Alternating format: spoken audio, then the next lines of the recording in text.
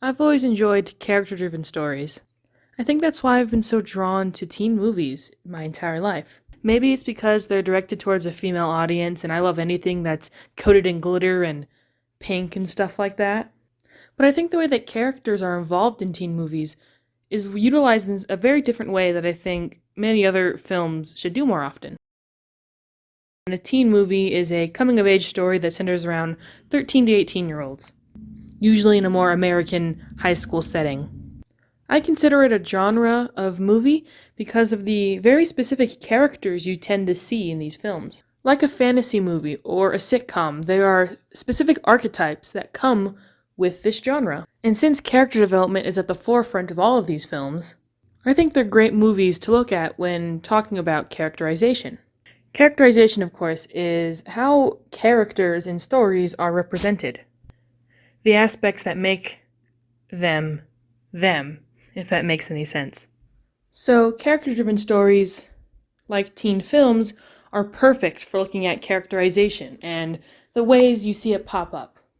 So I thought that today that we would look at teen movies and dissect the characters within them. First, laying out what makes characterization, the aspects of characterization, and then looking at the characters themselves and trying to understand how characterization works. And in my opinion, no matter how good a plot is, if there are weak characters that the audience doesn't find interesting, it's hard to get invested.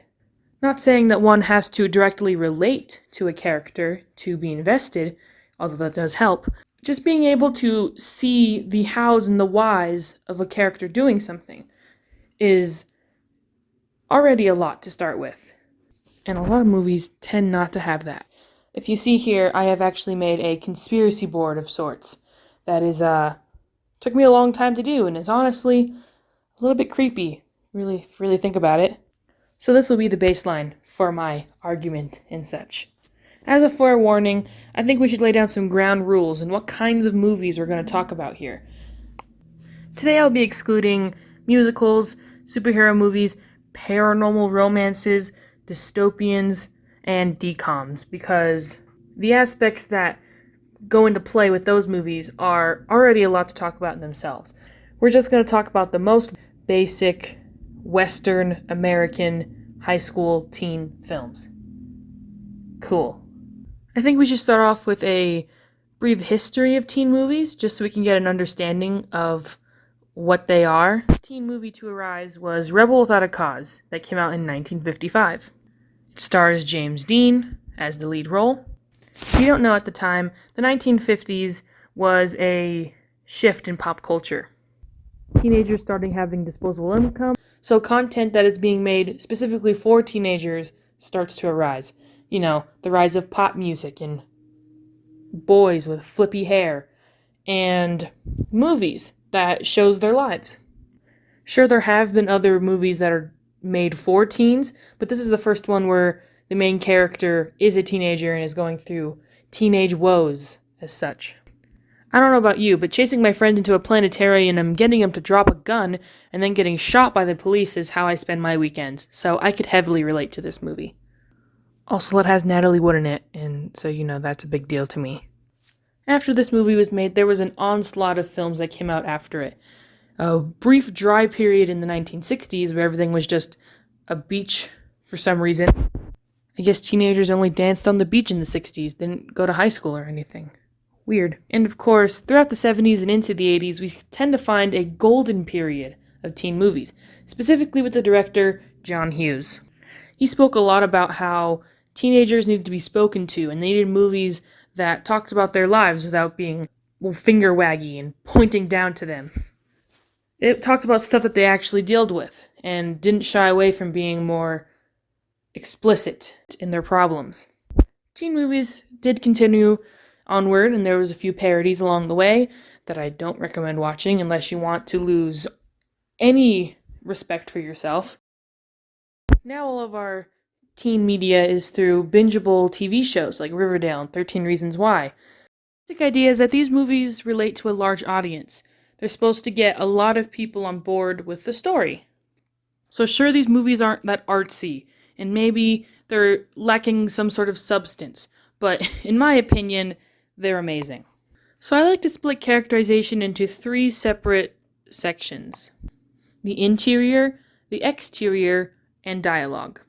Dialogue is a culmination of both the interior and the exterior, and it is so important that it deserves its own section entirely. We're going to first start with the exterior. The exterior is how a character holds themselves in public. This includes the way they act and the way that they dress. This is one of my favorite parts of characterization, just the whole idea of being able to fully identify someone by the way they dress. I don't know, I think it's really cool. I think the best way to understand characterization is to relate it to your own personal life. Think of the way that yourself dresses. Think of the way that you know people and how they dress, and how that reflects who they are as people. This, of course, is the same for movie characters. Sure, things can be a little bit over-dramatized. I know people aren't wearing extravagant, lavish outfits to high school as they are in movies, but this is a movie after all. I think it's important to understand the fourth wall barrier that the audience member has with movies, and that these are just in fact fiction, and they are to entertain. For most of these movies, the goal isn't to be as realistic as possible, it's to be as entertaining as possible. And there's a way to be able to be relatable as well as being entertaining, and I will get into relatability a little bit later. But I think dress and clothing is one of the best things when it comes to characterization. I mean, the quintessential example of contemporary costume design, just in general, and I think applies really well, is the movie Mean Girls. Mean Girls is so well known for its costume design, it's kind of like a defining aspect of it. There are so many people that have gone into the specifics of the clothing that the characters wear, so I'm not going to go too in depth. Just know it's a great example of how to dress your characters.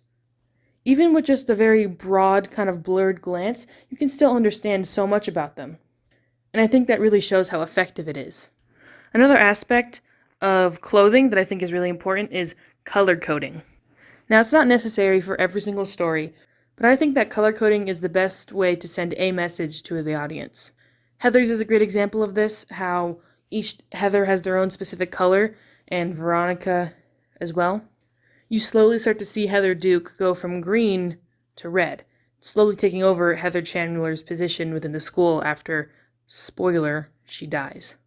I was going to use Rebel Without a Cause as an example here, but apparently they originally designed the movie to be in black and white, and so any sort of color coding that happened is accidental. So I won't mention it directly as an example, but just know, I think they're trying to say something with that red bomber jacket. To give a bad example, because I think it is important to compare, I think the movie The Edge of 17, I think what Nadine wears doesn't really reflect who she is as a person, or even the struggle she's going through. Her outfits or the colors she's wearing don't really relate to her character at all. And sure, maybe in real life we don't make a conscious effort to wear certain things because we want people to see us as a certain way. I mean, some people might, but maybe it's not something that people actively do. But this is a movie, you know? I keep saying this all the time. It's fiction. So much opportunity you have for ways you can dress your character that would give a visual dialogue for the audience. And of course, this is all just my opinion. You can feel free to disagree with me. But personally, not a big fan. Not a big fan of the movie in general, but, I won't get into it here. This will also include mannerisms and the way that they present themselves in public. Again, think about real-life people you know, things that you do in real life. This is, of course, mostly subconscious, which will lead into the interior in a second. Now, I mentioned earlier how a character acts around somebody, how they act around people, how they interact with the people in their lives, and how that has a purpose. Well, that kind of segues nicely into the interior. So the exterior is seeing what the person does, and the interior is the why they are doing those things. And you can think as broadly or as in-depth as you want when it comes to any of these. And there's different ways of portraying what a character's true intentions are to the audience. There's many different ways you can do it. My favorite way is, of course, through exterior means, such as clothing and mannerisms, etc., like I mentioned earlier. But you could also do narration.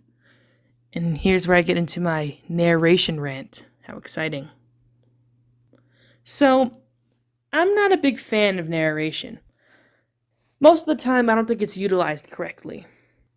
I hate to bag on both Edge of 17 and 13 Reasons Why again, but in the Edge of 17, it utilizes that classic trope that every single writing teacher puts in big red letters on anybody's manuscript, and that's show don't tell. We constantly have the main character telling us about what's happened instead of just showing scenes where that stuff is happening. And in even worse cases, they're doing both, like they do in The Edge of 17. We see that Nadine does not get along with her mother, yet she also has to say it while it's happening. You could say my mother and I weren't exactly peas in a pod. We're not that dumb. This is a rated R movie. You can take your audience a little bit seriously here. You can treat them, you don't have to hold their hand as often. It kind of weakens the story a little bit. It doesn't really make you take her seriously, at least in my opinion. Plus, it's one of those examples of narration where it only pops up in the very beginning and in the very end, which is just the most lazy way to do anything. That's mostly why I hate narration, is because it's only used as a lazy way to explain off a large chunk of stuff so you don't have to put in the actual work of just having that stuff be a part of the universe in its own right. At least 13 Reasons Why was a little bit clever in their narration. They're framing it around like already pre-recorded tapes. So that's something, I guess. At the end of the day, they're not all that necessary if you're going to also show a flashback of the scene.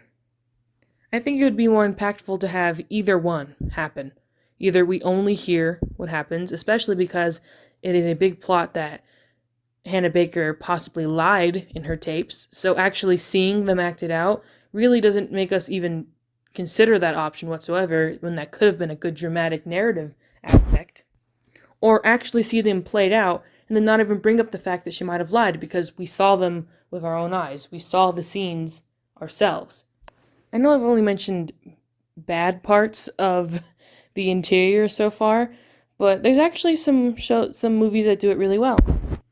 The movie Speak, which stars a very young Kristen Stewart, does utilize narration in a very useful way.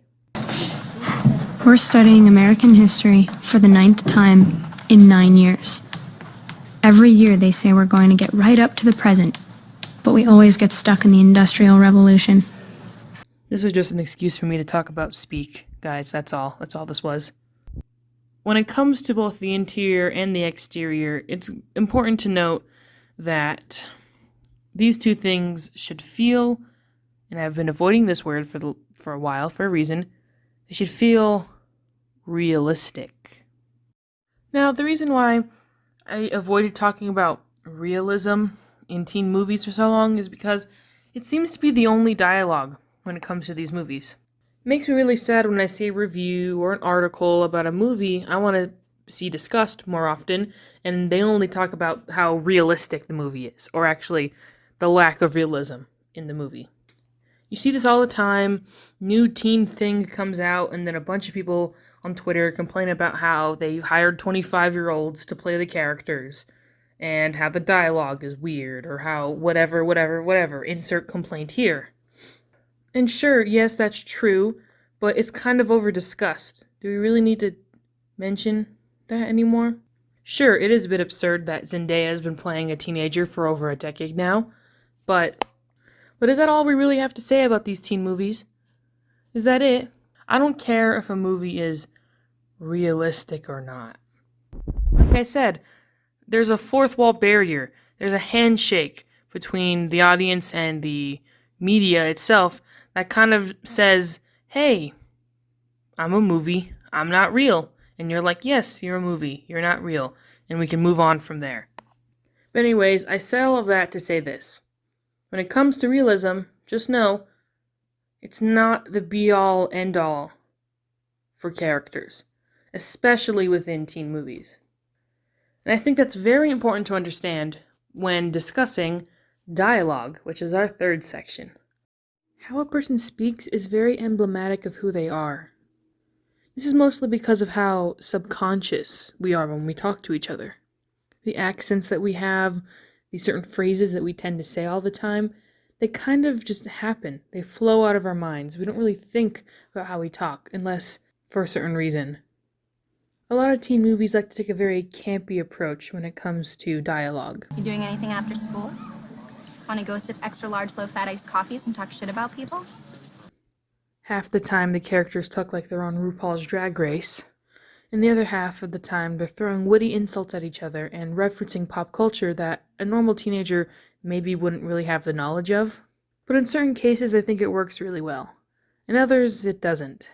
My entire generation is a bunch of mouth breathers. They literally have a seizure if you take their phone away for a second. They can't communicate without emojis, and they actually think that the world wants to know that they are eating a taco! Exclamation point, smiley face, smiley face. I think Diablo Cody is a good example of this kind of witty dialogue that isn't all that realistic. No. There it is. That little pink plus sign is so unholy. That ain't no Etch-a-Sketch. This is one doodle that can't be undid, Holmes Gillett. Dialogue is very efficient, and it's able to provide a lot of information in a very quick matter of time. Which, again, is why I think narration is so pointless in certain cases.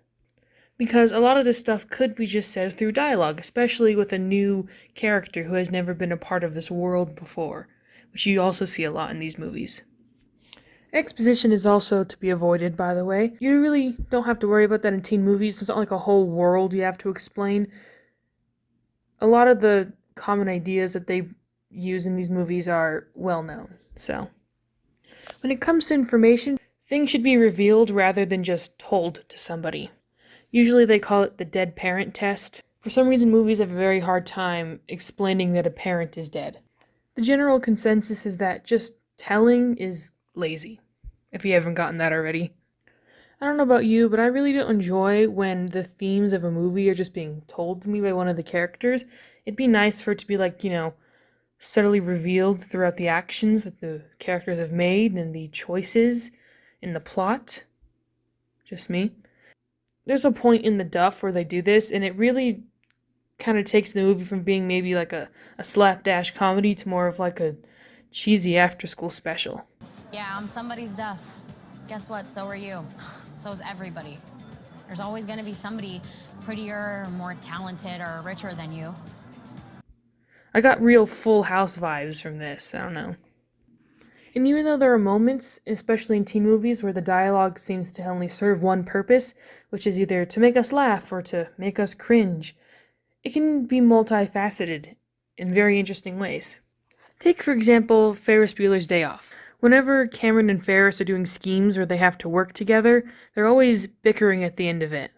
Usually about how Ferris bosses Cameron around. And sure, these are fun, semi-married couple-related rants, and that's what makes them funny. It also shows a lot about their relationship and how the climax of the movie ends up happening. Just very subtle things that cue you into the story as well as its initial purpose. And when you think about teen movies that are especially quotable, usually the quotes arise from conflict. Conflict is one of the most important things when talking about dialogue. It creates the most interesting type of dialogue. I mean, take that scene from Heathers, or every single t-shirt print of a Mean Girls quote, which is like half the movie. I mean, there's an entire scene in The Duff where it's completely useless, and it's only really there to be funny, but, I just personally don't find it funny, so maybe that's why I think it's useless. But it was definitely a joke that got dragged on for a little bit too long, and it's dialogue that doesn't serve a purpose. There seems to be a trend of quirky dialogue, I don't really know what else to call it, but dialogue that is a little bit edgy to a certain degree. That sort of quick-witted, make up words as you go, interesting dialogue. I think a lot of CW shows really like to embody this type of speaking. Not that there's anything wrong with it. It's just that it's a bit off-putting to some people. I think the general consensus is dialogue should serve a purpose, and at best, it should serve multiple purposes at one go. When it comes to dialogue, trimming the fat is absolutely necessary. And phrases that are awkward to say and off-putting to a general viewer should probably be avoided. I think that's all I really have to say On characterization for now, I've actually provided a worksheet where you can help identify characterization in your own personal examples, so I really would check that out. It's printable, by the way. I don't know if that matters at all, but you know. Okay, that's all. Hope you have a really great day. I'll see you next time.